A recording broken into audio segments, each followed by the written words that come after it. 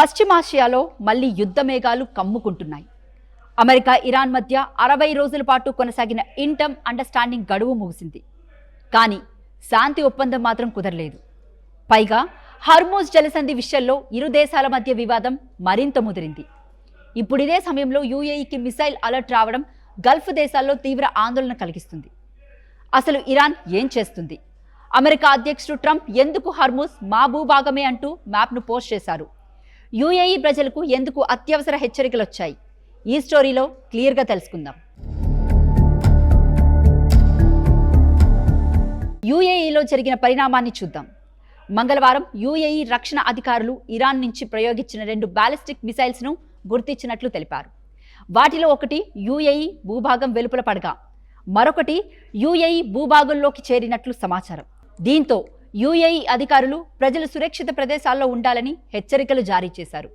ఇక్కడ యూఏఈపై నేరుగా దాడి జరిగిందని చెప్పడం కంటే మిసైల్ థ్రెట్ డిటెక్ట్ కావడంతో ముందస్తు భద్రతా చర్యలు తీసుకున్నారని అర్థం చేసుకోవాలి. యూఏఈ ఇప్పటికే ఈ ప్రాంతంలోని ఉద్రిక్తతల కారణంగా హై అలర్ట్లో ఉంది. గల్ఫ్ ప్రాంతంలో అమెరికా సైనిక స్థావరాలు, వాణిజ్య నౌకలు, చమురు మార్గాలు ఉండడంతో ఏ చిన్న అటాక్ జరిగినా పెద్ద ప్రమాదానికి దారితీయొచ్చు. అసలు ఈ పరిస్థితికి కారణం ఏంటంటే జూన్లో అమెరికా ఇరాన్ మధ్య కుదిరిన 60 రోజుల మెమరాండమ్ ఆఫ్ అండర్స్టాండింగ్ ఉంది. జూన్ 17న ఈ ఒప్పందం కుదిరింది.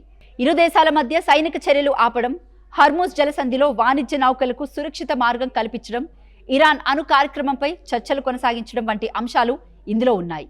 ఇరాన్ వాణిజ్య నౌకలకు 60 రోజుల పాటు హర్మూజ్ మీదుగా ఫ్రీగా సురక్షిత రవాణాకు ఏర్పాట్లు చేయాల్సి ఉంది. అమెరికా కూడా తన నావల్ బ్లాకేడ్ను తొలగించాల్సి ఉంది. అంటే ఈ 60 రోజులు నిజమైన పీస్ ట్రీటీ కాదు, ఇది ఒక టెంపరరీ ఫ్రేమ్వర్క్. ఈ గడువులో ఇరు దేశాలు అసలు తుది ఒప్పందం కుదుర్చుకోవాల్సి ఉంది. ముఖ్యంగా ఇరాన్ న్యూక్లియర్ ప్రోగ్రామ్, శాంక్షన్స్, హర్మూజ్లో ఫ్రీడమ్ ఆఫ్ నావిగేషన్స్ వంటి క్లిష్టమైన అంశాలపై చర్చలు జరగాల్సి ఉంది. కానీ ఆ 60 రోజుల గడువు ముగిసే సమయానికి కీలకమైన సమస్యలకు పరిష్కారం దొరకలేదు.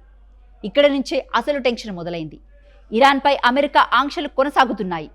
హర్మూజ్లో వాణిజ్య నౌకల రాకపోకలు కూడా సాధారణ స్థాయికి చేరలేదు. ఆగస్టు 17 నాటికి కొన్ని రోజుల్లో ఈ జలసంధి గుండా నడిచిన నౌకల సంఖ్య సాధారణ స్థాయి పోలిస్తే చాలా తక్కువగా ఉంది.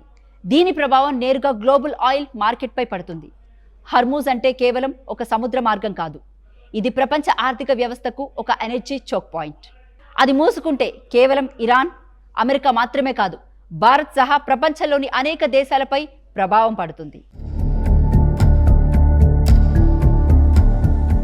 ఇదే సమయంలో ట్రంప్ వ్యాఖ్యలు పరిస్థితిని మరింత వేడెక్కించాయి. గత కొన్ని రోజులుగా ట్రంప్ హర్మూజ్పై అమెరికా నియంత్రణ గురించి తీవ్ర వ్యాఖ్యలు చేస్తున్నారు. ఆగస్టు 14న హర్మూజ్ను అమెరికా టెరిటరీగా ప్రకటించే ఆలోచనను కూడా ప్రస్తావించారు. ఆ తర్వాత ఆగస్టు 18న సోషల్ ట్రూత్లో ఒక మ్యాప్ను పోస్ట్ చేశారు.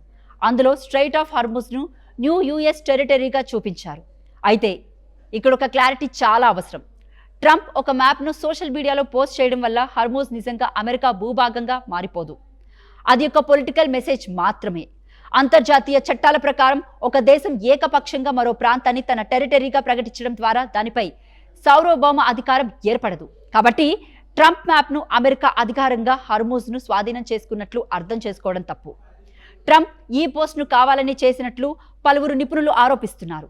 మరోవైపు ఇరాన్ మాత్రం హర్మూజ్పై అమెరికా హక్కును అంగీకరించడం లేదు. ఇరాన్ ఇప్పటికే హర్మూజ్పై తన నియంత్రణను కొనసాగించాలని స్పష్టం చేసింది. అంతేకాదు, అమెరికా ఒత్తిడికి తలొగ్గి సరెండర్ అయ్యే ప్రసక్తే లేదని చెబుతుంది. ఇప్పుడు యూఏఈ ఎందుకింత అలర్ట్ అయ్యింది అనేది కూడా అర్థమవుతుంది. యూఏఈ భౌగోళికంగా ఇరాన్కు చాలా దగ్గరగా ఉంటుంది. అక్కడ అమెరికా సైనిక స్థావరాలు, భారీ చమురు, వాణిజ్య మౌలిక సదుపాయాలు ఉన్నాయి. ఒకవేళ ఇరాన్ అమెరికా మధ్య ఉద్రిక్తతలు మళ్లీ తీవ్రమైతే UAE, Qatar, Bahrain, Saudi Arabia వంటి గల్ఫ్ దేశాలు కూడా దాని ప్రభావాన్ని ఎదుర్కొనే అవకాశం ఉంటుంది. అందుకే యూఏఈ అధికారులు ప్రజలకు జాగ్రత్తగా ఉండాలని సూచనలు ఇచ్చారు. ఇది కేవలం ఒక సాధారణ వెదర్ అలర్ట్ కాదు, ప్రాంతీయ మిలిటరీ పరిస్థితుల కారణంగా ఇచ్చిన సెక్యూరిటీ అలర్ట్. యూఏఈ ఇప్పటికీ తన ఎయిర్ డిఫెన్స్ సిస్టమ్ను సిద్ధంగా ఉంచుకుంది. ఇరాన్ నుంచి వచ్చే క్షిపణులు లేదా ఇతర ముప్పులను ముందుగానే గుర్తించి అడ్డుకోవడమే ఈ వ్యవస్థల ప్రధాన ఉద్దేశం. ఇక భారత్ విషయానికి వస్తే హర్మూజ్ సంక్షోభం మనకు చాలా కీలకం. ఎందుకంటే భారత్ తన క్రూడ్ ఆయిల్ అవసరాల్లో దాదాపు 80% దిగుమతి చేసుకుంటుంది. మిడిల్ ఈస్ట్ నుంచి వచ్చే చమురు సరఫరాల్లో హర్మూజ్ కీలక మార్గం. ఈ మార్గంలో అంతరాయం ఏర్పడితే షిప్పింగ్ కాస్ట్, ఇన్సూరెన్స్ కాస్ట్ పెరుగుతాయి. దాని ప్రభావం చివరకు దేశీయంగా petrol, diesel, aviation fuel, fertiliser వంటి రంగాలపై పడే అవకాశం ఉంటుంది. ఇప్పటి వరకు హర్మూజ్పై జరిగిన పరిణామాలు ఒక విషయాన్ని స్పష్టం చేస్తున్నాయి.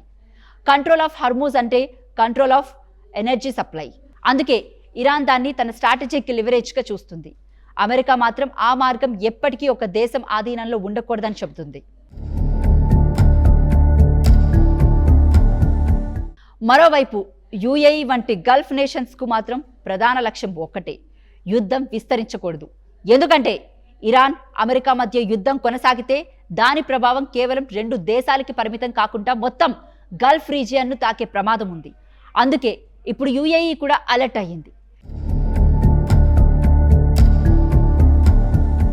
ఇదే సమయంలో ట్రంప్ వ్యాఖ్యలు పరిస్థితిని మరింత వేడెక్కించాయి. గత కొన్ని రోజులుగా ట్రంప్ హర్మూజ్పై అమెరికా నియంత్రణ గురించి తీవ్ర వ్యాఖ్యలు చేస్తున్నారు.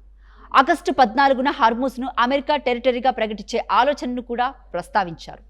ఆ తర్వాత ఆగస్టు 18న సోషల్ ట్రూత్లో ఒక మ్యాప్ను పోస్ట్ చేశారు. అందులో స్ట్రైట్ ఆఫ్ హర్మూజ్ను న్యూ యుఎస్ టెరిటరీగా చూపించారు. అయితే ఇక్కడ ఒక క్లారిటీ చాలా అవసరం.